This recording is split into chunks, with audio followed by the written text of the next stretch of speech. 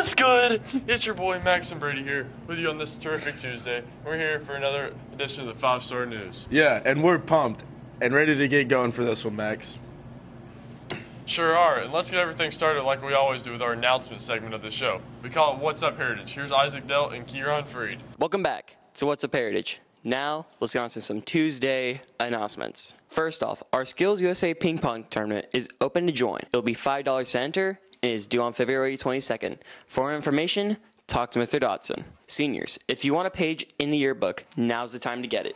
Prices may vary based on size. For 1/4 of a page, $85. For half a page, $150, and for a whole page, $250. And last but not least, if you want some Team Spirit gear, head over to the main office. Shirts being $5 and sweatshirts being $10. Now, let's get on to the weather with our weatherman, Kieran Freed. I'm your weatherman, Kieran Freed. Now let's get on to the weather. For Tuesday, we'll have partly cloudy skies with a high of 54 and a low of 41. On Wednesday, we'll see some scattered showers with a high of 54 and a low of 36. Thursday, it'll be cloudy with a high of 43 and a low of 28. So bring a jacket, it might get cold. Now let's get back to the anchors for more news. Thanks, you two. Now into the news that we told you about last week. Some exciting things happening with our freshmen.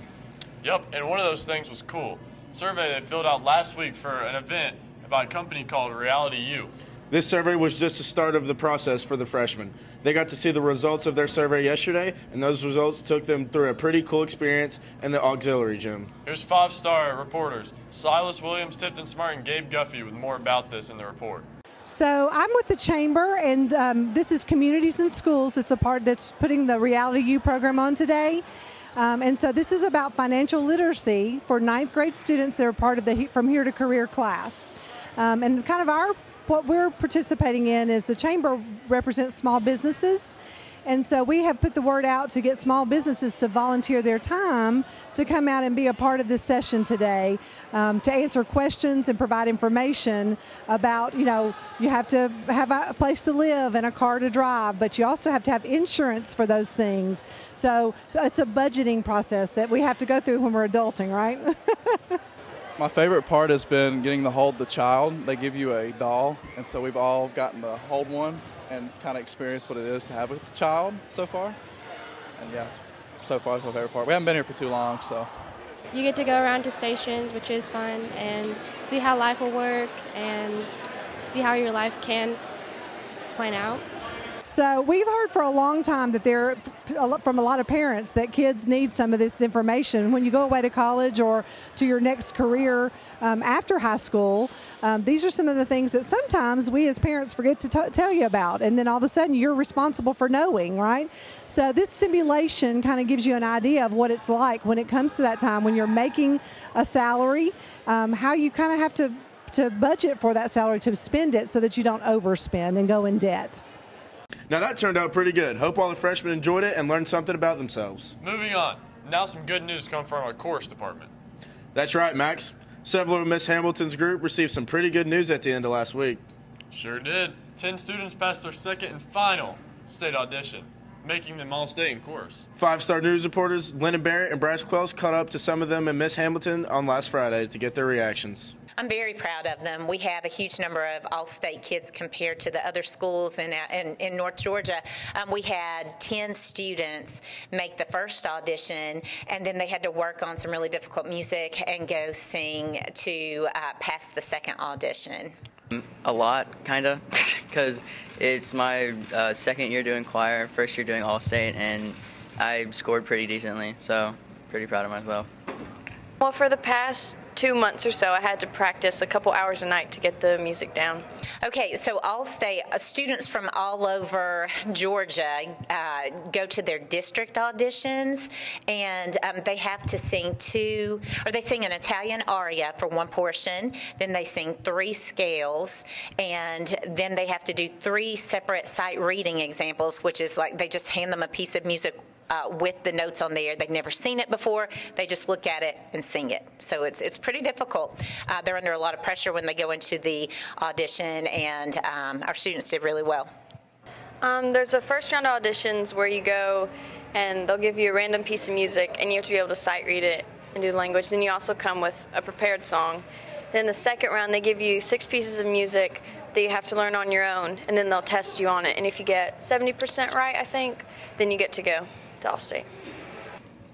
So when you first audition, you have to get a certain percentage, and then it's like a cutoff score. So you have to get like above said score for each voice part, and then if you get above that part, you go to a second audition, and you have learned your music already, so you have to get 70% of all the measures in the music. We're really proud of all 10 of the kids who made it. I just want to recognize Avery Frost and Parker Hayen, who got perfect scores on their second audition. Congrats, that's a big time accomplishment.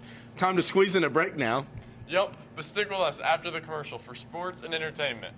Wrestling took the mats at state duels, and basketball was on the road at Sonoraville. We'll get the recaps of those. And Big 3 Entertainment segment will follow that. Hang with us, sports is next.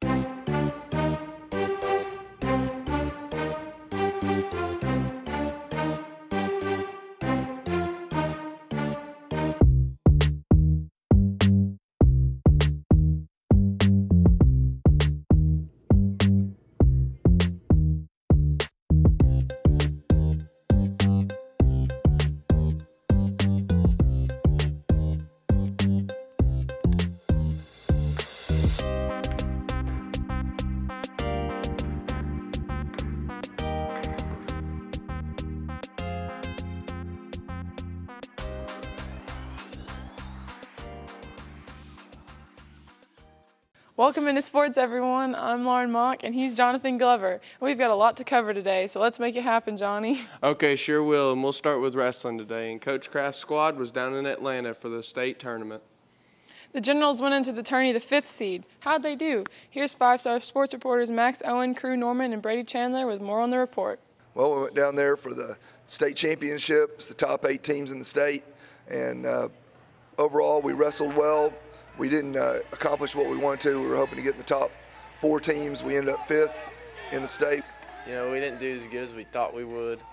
Our team went 1-2. You know, we fought hard. We had a couple close matches, but you know, at the end of the day, we really couldn't pull through. It was the first match. We had a couple bad matchups, and we ended up losing to North Oconee. So then we ended up wrestling Southeast Whitfield, who's also from our region. All 4 of our teams from our region ended up in the state championship. Just goes to show how tough our region is. But by the end of it, we came up a little bit short. So that put us in 5th place overall. Tate Thomas went 3-0 with 3 pins. Also, we had Drew Dietz. He went 3-0. Victor Johnson went 2-1 with a pin. Also, Skylar Grant went 2-1. Dax Akers went 2-1 with a pin. Evan Wingrove went 3-0 with 2 pins. So those guys performed the best at state. And now after we have this Thursday, we'll have senior night, and then we'll move on to the individual tournament. So we still have about 4 more weeks left in our season. Congrats, guys, and good luck in individuals. It's basketball now, and our girls have been on a streak lately. Sure have, Lauren, and y'all wanted to keep that streak alive last Friday night as y'all went to Sonoraville Phoenix. Yep, another win would put us 2nd place in the region as well. How did that game turn out? Well, we know the answer to that question, Lauren. Y'all girls came out with the dub. Let's get those highlights and reactions. Friday, we were at Sonoraville. It was a great atmosphere. The fans were involved. Their gym's small, so everybody was loud. Our girls came in ready to play. They rebounded like no other. They've had points from Macy. They had 24 of our 46 points. Lauren Mock had 15. Tori Epps had 3. Reese had 3.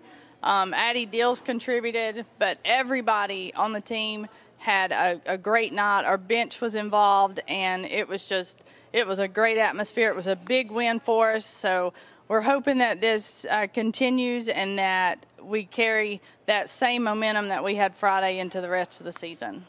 It was important because they're 2nd in our region and they're favored in our region. So it was a good win and made us more confident for the rest of our season.